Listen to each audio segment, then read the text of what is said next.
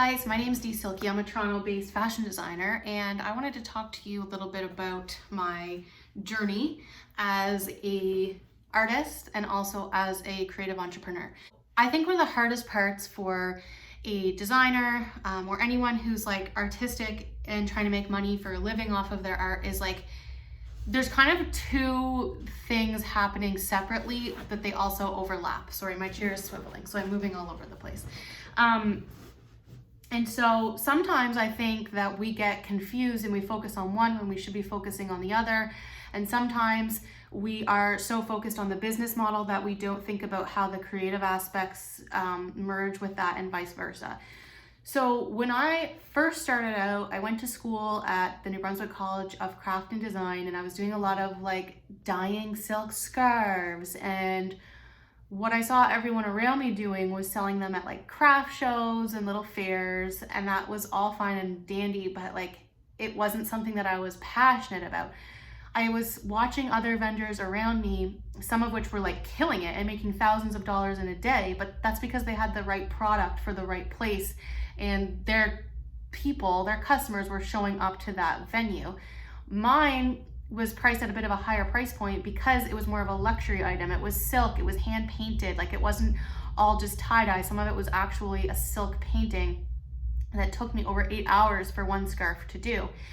And my experience at these craft shows was that the stuff that was selling was at like a $5 to $20 price point. My stuff was like 60 to 160, so it wasn't moving. It was a lot of like older people in rural communities coming out, and they didn't like get it. They didn't get what I was trying to do. So I kind of got discouraged from that for multiple reasons. The first being I wasn't making any money, but also like I wasn't enjoying the work that I was producing. This kind of led me to fashion. I stopped doing scarves and I moved more towards like gowns and like high fashion, but I didn't have any education or knowledge. Like I'd gone to art school, but I didn't know really anything about the fashion community. I didn't know like really even what a stylist did, let alone different designers. So that also didn't really work and take off, and I wasn't in the right market. I at best would have been competing with brands that were selling prom dresses for like $300 to teenage girls, which again, like it wasn't my market. My stuff was a higher price point. It was more luxury. It didn't really work. So then I started doing boxers, which were unisex. They were cotton and a silk blend, and those sold really, really well. And then I started to pick up momentum with the press and people knowing who I was and people buying from me, which was really exciting. I was making a little bit of money, but I stopped. And when I look back on that and I look back on why I stopped, I think it's for two big reasons. One, the creative art side, and one, the business model. And I wasn't enjoying either. The art side wasn't vibing with me because I knew if I was going to keep this going, I was just going to have to keep doing prints. And I didn't want to just create prints. I wanted to create an entire product.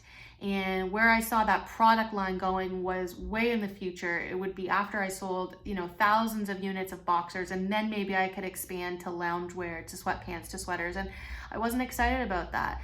The other thing in terms of the business side of things was I knew if I was going to do this and do it well, I was going to have to just hit and do boxers over and over again and kind of become known as like the boxer girl.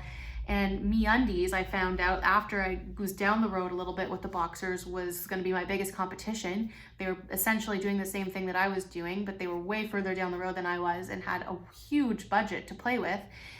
In terms of like marketing, they had a manufacturer in America that they worked with. I was going to China. Like they just had so many advantages, and I just didn't have the passion to compete with that because I wasn't enjoying the artwork. And then the business model was like really e-commerce, which at the time I thought that's what I wanted. I thought I wanted to be like the next big e-commerce brand and be selling everything online and not worrying about a brick and mortar and not worrying about that like human interaction. But because I wasn't passionate about either of those things, it didn't go anywhere, and I stopped. And I moved to Toronto because I thought that I would have better luck at finding Canadian manufacturing. And I produced a line made in Canada. But I was making garments that I thought I had to do. Like, people were telling me, oh, you do silk, you have to do pajamas, you have to do slip dresses. I knew I didn't want to do pajamas, but I thought a slip dress is like a happy medium. It's kind of loungy. It's like very traditional, what you would think of when you think of someone who works with silk.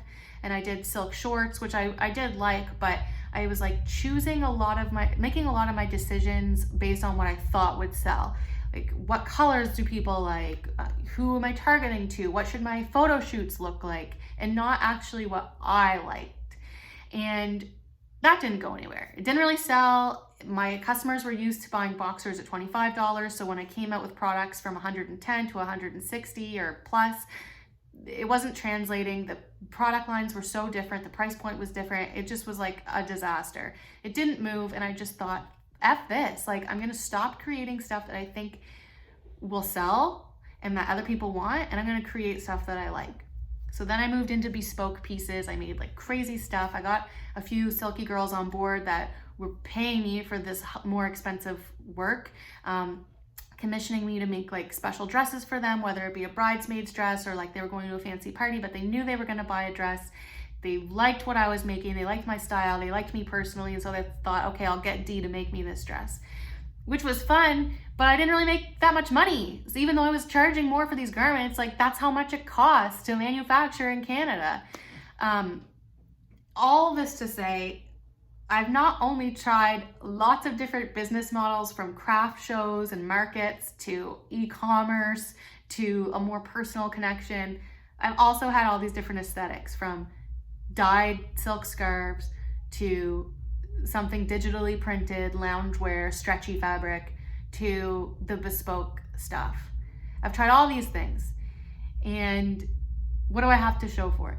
Well, I have a lot of knowledge. I definitely had like a real world freaking PhD in creative entrepreneurship. I'll tell you that much, Sally. But I'm now at a point where it's like, okay, you've tried everything. You're not very far down the road in any of these aspects because you've put your time and energy and resources into 10 different things instead of one thing. So knowing all this, what one thing are you going to pick? What are you going to stick with? Which leads me to some current work that I've been thinking of and dreaming of, and I'm not ready to share it yet, but I will say this. The one thing I haven't full-fledged launched into is luxury wear. And that's because I don't come from that lifestyle. So I've been afraid to charge what my clothing is worth and make clothing that's worth a higher price point, because I don't buy clothes like that. Why do I expect other people to? So that's been like an internal struggle that I have, but I think that's something that if somebody else was in this position and I was giving them advice, I would tell them just to go for it. And you gotta just create something and be strategic about it. Have your target market down, have the product perfect, but build it and they will come, in a sense. So on a more serious note, I am asking if anybody can give me a new face mask. I've had this one since like 2015 and I'm almost out. That would be greatly appreciated. But seriously, that's where I'm at. I was just thinking about that tonight, and I thought that it was sort of interesting to have that realization that you have to have the right business model and the right product in order for things to blossom. You can't have the right product, the wrong business model, and vice versa. And you really have to have all of those things aligned. And if any other creative people are out there and they're beating themselves up, I just think you just got to work through it. You got to process it. I, in art school, learned a lot about the technique. I did not learn about business. I think there's people in business that know a lot about business, but they're not necessarily artists or creatives. And so that perfect blend and like where those things meet, if you can really push yourself on both of those things and strengthen yourself and your weak points, that's where the magic happens. So I have a feeling like I'm at that tipping point and like things are about to explode, which I'm super pumped about. But I just want to encourage anyone that's out there that might be in a similar position, keep reading, keep listening to podcasts, keep talking to people in your industry, keep getting advice from people. Don't let it cloud you. Don't let all these opinions lose focus. At the end of the day, you got to stay in your lane, but keep fighting.